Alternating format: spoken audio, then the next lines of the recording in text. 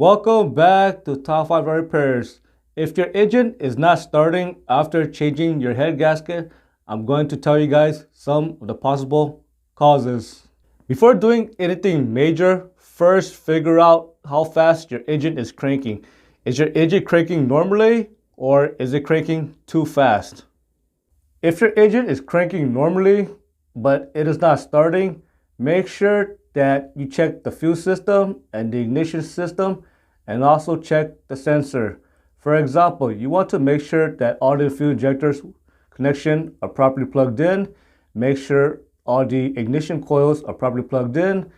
Make sure to check the crankshaft and camshaft sensor. Make sure those are also properly plugged in.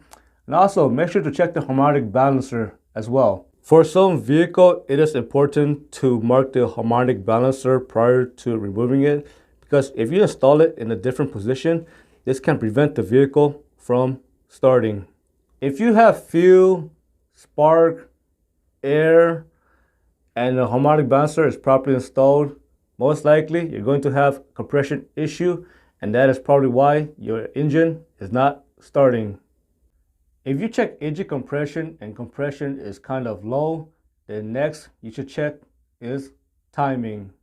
So you have to remove the timing cover and verify timing mark. Make sure timing mark is on the right spot on the camshaft sprocket, and make sure timing mark is also correct on the crankshaft sprocket. So this is the timing mark on the camshaft sprocket, and this is the timing mark on the crankshaft sprocket. If you have an interference engine and timing is off, it is possible that you can actually bend your valve when you start your engine. If you have a non-interference engine and timing is off, it is very unlikely that your valves will be bent when you crank your engine. The next reason why you're having low compression after changing your head gasket is because you forgot to resurface the cylinder head. You should always resurface the cylinder head when your head gasket is blown. When your head gasket is blown, it is important to change the head bolt. You should never reuse the head bolt because most likely it is stretched.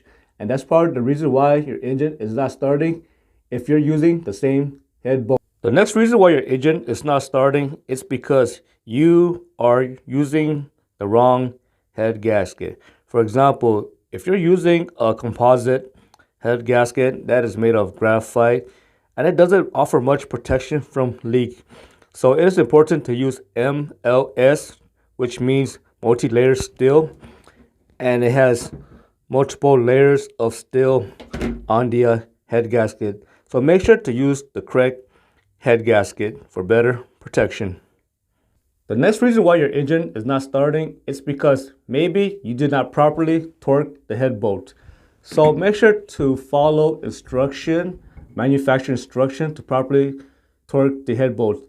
If you don't know how to use a torque wrench or you don't know how to properly torque it, for example, if the instruction says to torque it at 90 degrees, make sure you torque it at 90 degrees and not at 45 degrees, because if you don't properly torque things properly, it's going to cause the head gasket to leak.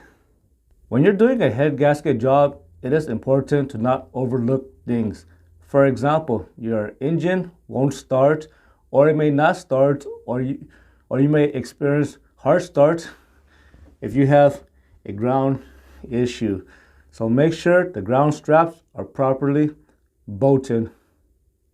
I like to add that when you're checking your timing, make sure cylinder number 1 is at top dead center and all the timing marks are aligned.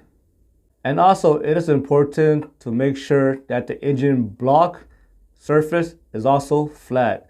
Most time, the engine block surface will not warp when you have a blown head gasket, but it is possible that it can warp under extreme condition. I hope you found this repair lesson informative. As always, thank you for watching and subscribe to Top 5 Auto Repairs.